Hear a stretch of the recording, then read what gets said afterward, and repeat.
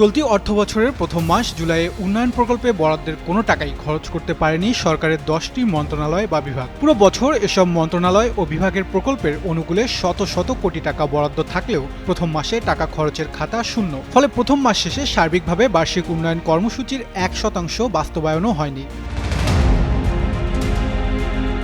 সোমবার পরিকল্পনা মন্ত্রণালয়ের বাস্তবায়ন পরিবীক্ষণ ও মূল্যায়ন বিভাগ IMED এডিপি বাস্তবায়নের হালনাগাদ চিত্র প্রকাশ করেছে। প্রতিবেদনে বলা হয়, চলতি অর্থবছরে এডিপিতে বরাদ্দ রাখা হয়েছে 3,08,000 কোটি টাকা। জুলাই শেষে সরকারের উন্নয়ন বরাদ্দের বিপরীতে ব্যয় হয়েছে মাত্র 2,121 কোটি টাকা। Lily whip shea mystic glowing body wash, secret to ultimate glow. সে হিসাবে টাকা খরচ হয়েছে মাত্র 0.69%, শতাংশের হিসাবে, যা গত অর্থবছরের সমান।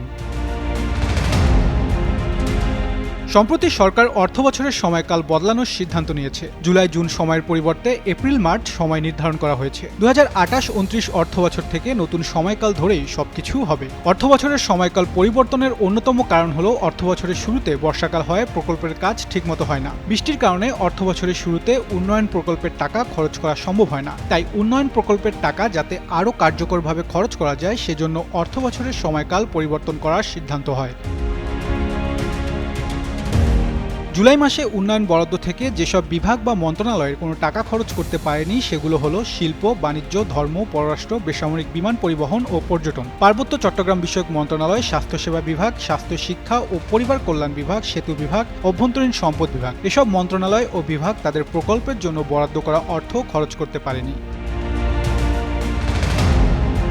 বরাদ্দের বিপরীতে সবচেয়ে বেশি খরচ করেছে বাংলাদেশ সরকারি কর্ম কমিশন। 29 কোটি টাকার বিপরীতে 2.25 কোটি টাকা খরচ হয়েছে। সংস্থাটি মোট বরাদ্দের প্রায় 7.5% অর্থ ব্যয় করেছে। প্রায় 7% ব্যয় করেছে সংসদ বিষয়ক সচিবালয়, 5.5% অর্থ ব্যয় করেছে মন্ত্রিপরিষদ বিভাগ। বরাদ্দের 5% ব্যয় করেছে প্রাথমিক ও গণশিক্ষা মন্ত্রণালয়, 4.5% অর্থ ব্যয় করেছে দুর্নীতি দমন কমিশন।